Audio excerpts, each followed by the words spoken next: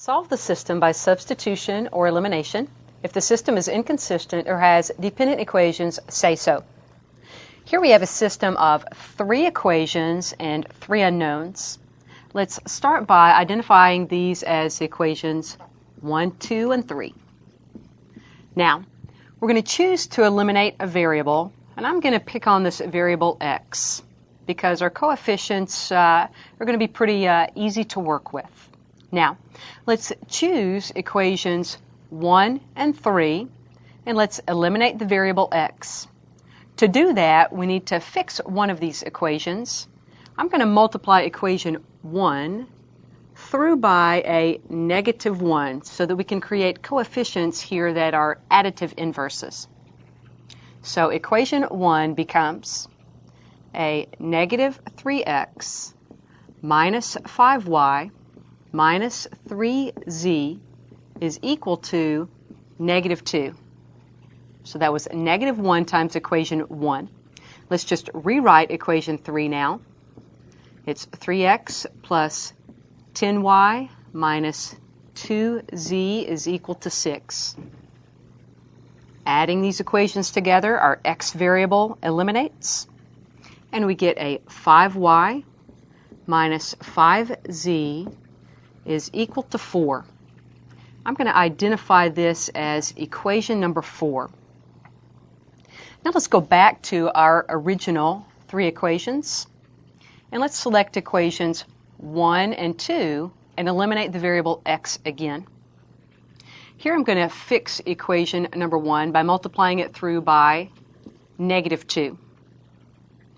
So that equation 1 then becomes a negative 6x minus 10y minus 6z is equal to negative 4. So that was equation 1 multiplied through by a negative 2. Let's just write equation 2 underneath it. 6x plus 5y plus z is equal to 0, and let's add these equations together. Variable x eliminates. We get a negative 5y minus 5z is equal to a negative 4. I'm going to call that equation number 5. Now let's focus on these 2 equations, numbers 4 and 5, and let's solve this system for either y or z. I'm going to use elimination with them. Rewriting equation 4, 5y minus 5z is equal to 4. Rewriting equation 5, negative 5y minus 5z is equal to negative 4. If we add these equations together, our variable y is going to eliminate, leaving us with a negative 10z is equal to 0, or z is equal to 0. So we found the value for one of our variables. We found the value for z. Now let's go back in equation 4 and solve for y. Equation 4 is 5y minus 5z is equal to 4. That's equation number 4. Let's substitute z equals 0. So 5y minus 5 times 0 is 4. In other words, 5y is 4, or y is equal to 4/5. So we've solved for 2 of our variables. As a last step, let's go back and solve for x. And I'm going to pick equation 1 to do that with.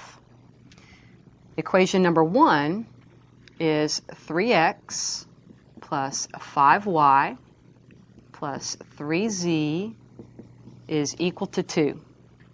That's equation number 1. Now let's substitute our values that we know. We've solved for y and found that it is 4/5. We've solved for z. We found it to be 0. Now let's take this equation and solve for x. So 3x plus 4. This term cancels. That's equal to 2. 3x then is equal to negative 2, or x is equal to a negative 2/3. So we've solved for our three variables. We believe that x is a negative 2/3, y 4/5, and z is 0. It's always a wise idea to go back and check these values in your original three equations. If you do that, you will find that that check does indeed verify that our solution set is x equal negative 2/3, y is equal to 4/5, and z is equal to 0.